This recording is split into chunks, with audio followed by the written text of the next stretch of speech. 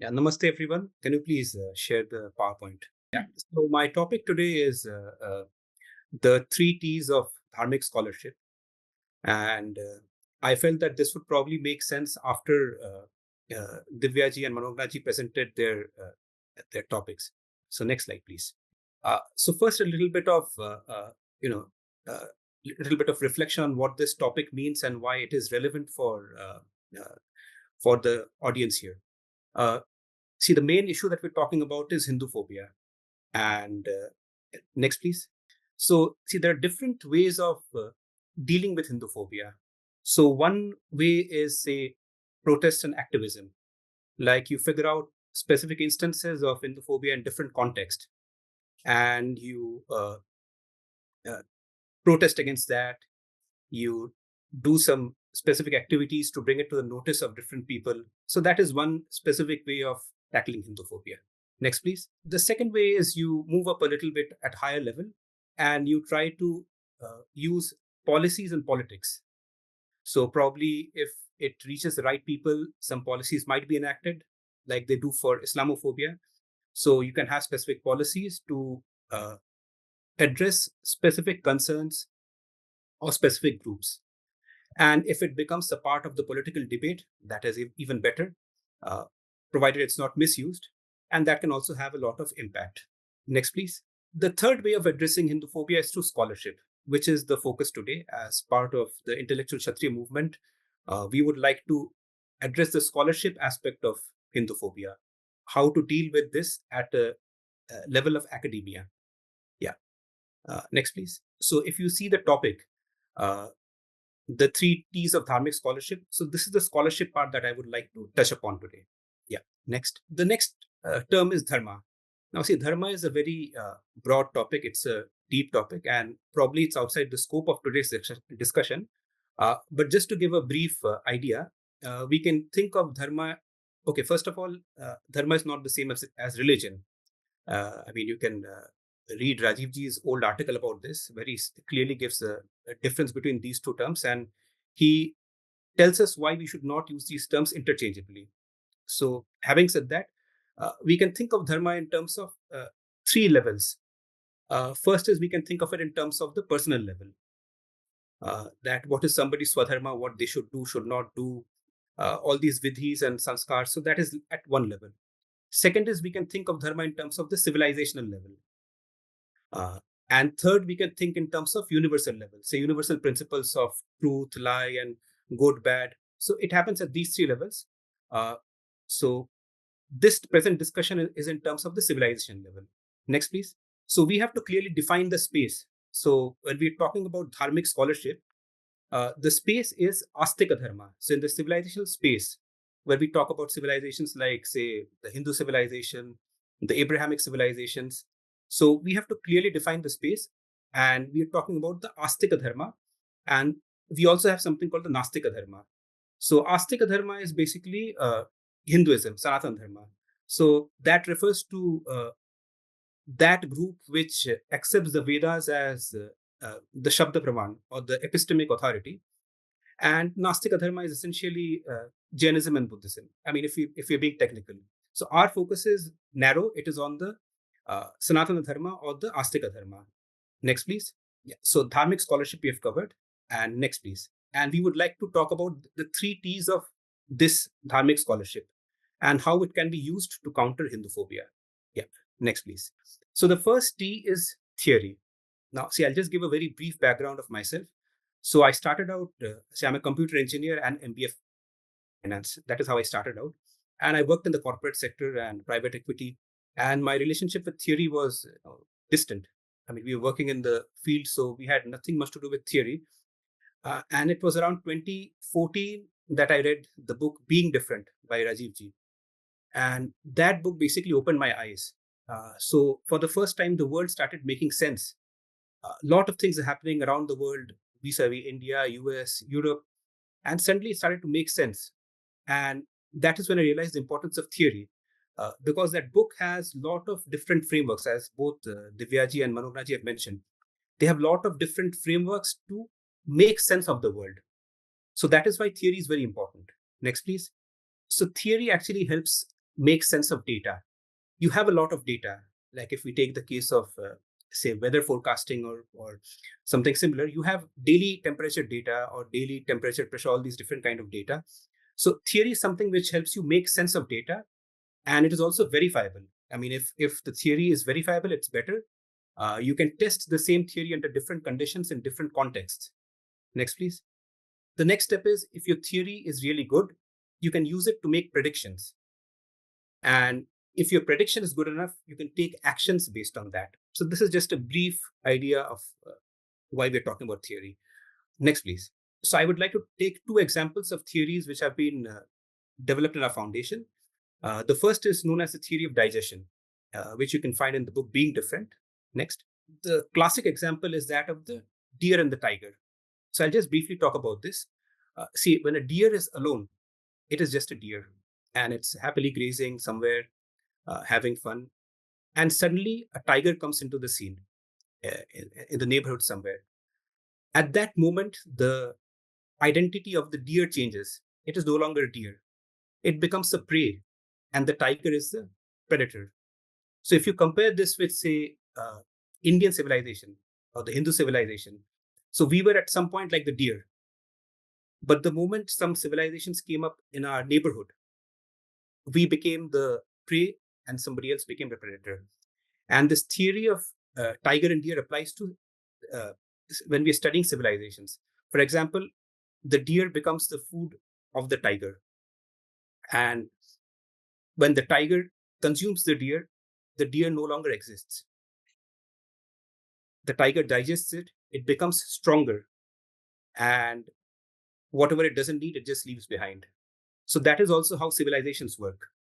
The stronger civilization gobbles up, in a sense, the weaker civilization. It will extract what it wants, it will just throw away what it doesn't want. And in that process, it will become stronger. Next, please. So, this is actually, if you see, in a sense, uh, the Hindu civilization, we have been put to this kind of a treatment. Different aspects of our civilization have been taken away and digested.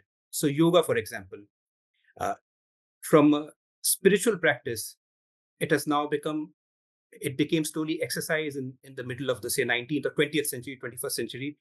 And now it has taken completely different turns. So you have different kinds of yoga which don't make sense. And you also have pet yoga and all these absurd things. So this is one example of digestion. So it was something which was very sacred, something dear to us. It was taken away from us. And now it has been trivialized and made into something unrecognizable. Although there have been efforts to reclaim yoga back into and make it, to ensure that it's recognized as a bona fide part of the Indian civilization, Hindu civilization. So the second theory I would like to talk about is, okay, now that we know that these things happen, how do we stop them? What can we do to prevent this from happening?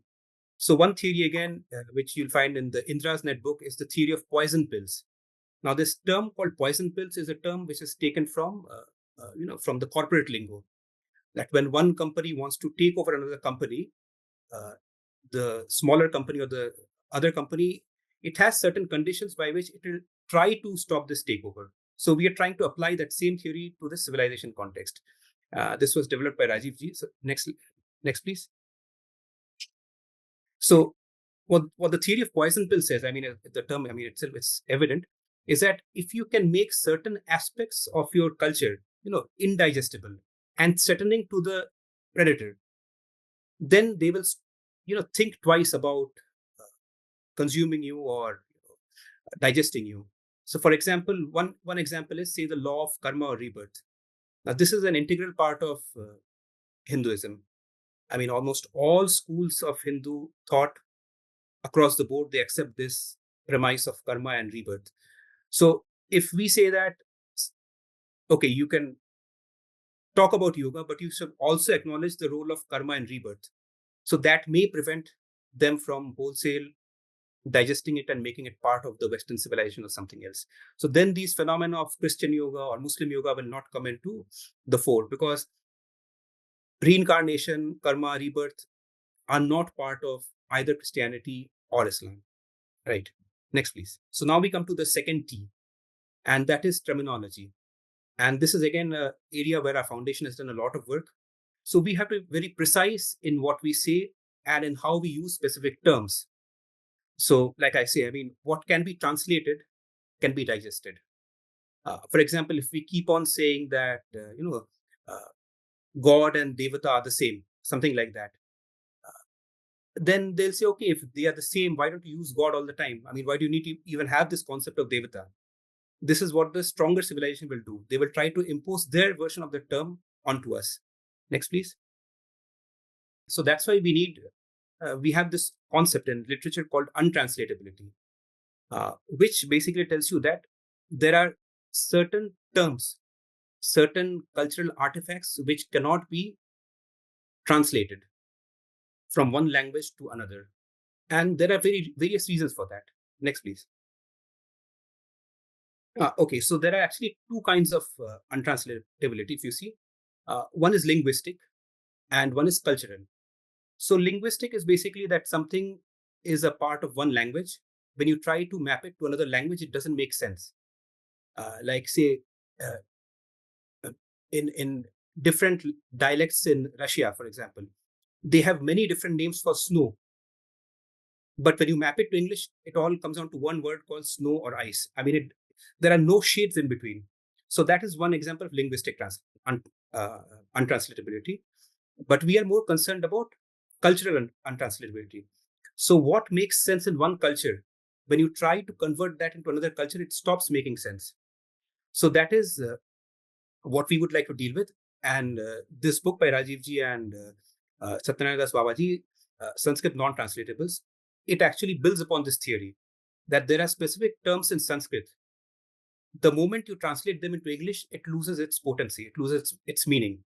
And that is something we should stop from happening. So that book lists, I think, close to 50 such terms, which should not be translated. And if you translate them, what are the different kind of problems that we have? And these problems go both ways. Especially, it impacts the Hindu side. Uh, just one example is, say there's only one term for divine in English, say God, but we have different terms. We have Brahman, we have Ishvara, we have Bhagwan, we have Devata, Dev, Devi, all these terms, and they all have different meanings. And not only do they have different meanings in Hinduism, even across sampradayas, they have slightly different shades of meaning. But when you map it to one single term called God uh, in English, it loses all the nuance and all the differences. Not only that, the moment you say gods, the G becomes small. So if you notice, G is always capitalized when it refers to God because the default definition of God is monotheistic. G is capital. And the moment you say gods, G becomes lowercase. So that is implicit Hinduphobia from our perspective. Goddess is lowercase g, at least in Western writing. Indians use capital G, but uh, general standard Western academic work uses lowercase g to write goddess. So, see, there are built-in Hinduphobia, implicit Hinduphobia, in these very usage of these words, and they become internalized. Because when we keep on reading these terms over and over again, it becomes internalized. Next, please. Yeah. So one of the things that we also worked on was in Hindi Urdu non-translatability. For example, Ishvara Allah. Uh, so we have all heard the song Ishvara Allah Tero Naam, but they are not the same thing. They are actually quite different. And even among sampradayas, the Advaita Vedanta view is probably different from that of the Dvaita and others. Next, please. So our foundation is also working on something called English non-translatables. These are English terms which uh, should not be ideally should not be translated to Hindi or something, and should be left as it is. So we are currently working on this project also, and this will also be a very impactful project. Next, please. Yeah, the third T is technology. So as Manogna ji mentioned, uh, we had published the book on AI earlier. Two books, in fact. One was written by Rajiv ji, and second was based on that book. Uh, compilation of essays by different experts on AI and how it impacts society. Now, see, AI, I mean, briefly, see, it's a broad field. And briefly, if we see the evolution, uh, the first stage of AI was basically predictive, that you teach a system to it learns from certain data, and based on that, it can predict something. For example, weather forecasting. So once you feed the system historical weather data, it will learn from that and say next day, next week, whatever. I mean, if you give specific inputs that these are the expected things, it will try to predict what the weather could be. So that is predictive.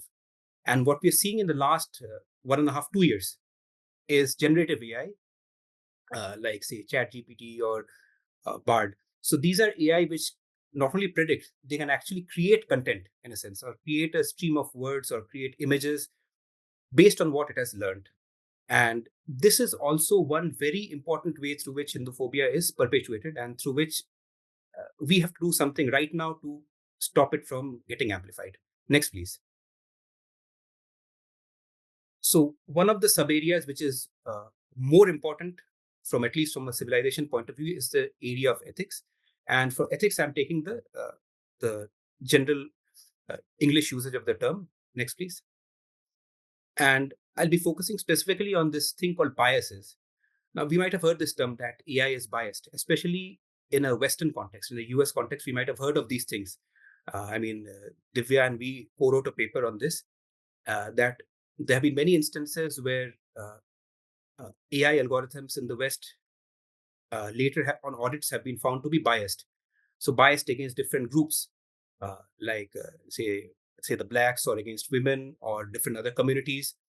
And there's a reason for that, because AI is essentially a system which is based on how well the data is, how good the data quality is, which is used for training. So if the underlying data itself is biased, so, and what is underlying data? That is essentially all the historical, say, loan records, for example, loan records for the past 20 years or something, based on which criteria loans were given. So when it learns from that, it will pick up those biases, and when it uses it for prediction, it will pass on those biases to the system. Next, please. Now, see, this bias concept has been, they're trying to bring it back to Hindu studies. So what they're saying is, the scholars of AI and of AI ethics. So what their proposition is, uh, since there is a supposedly white supremacist bias already inbuilt in uh, AI training data sets in the US, it is likely that the same bias also exists in terms of upper caste bias in Indian datasets. And hence, it is likely that Indian datasets will be biased towards the Hindu upper castes and against the Dalits and minorities like Muslims. So, this is the theory. There has been no concrete proof that such bias exists.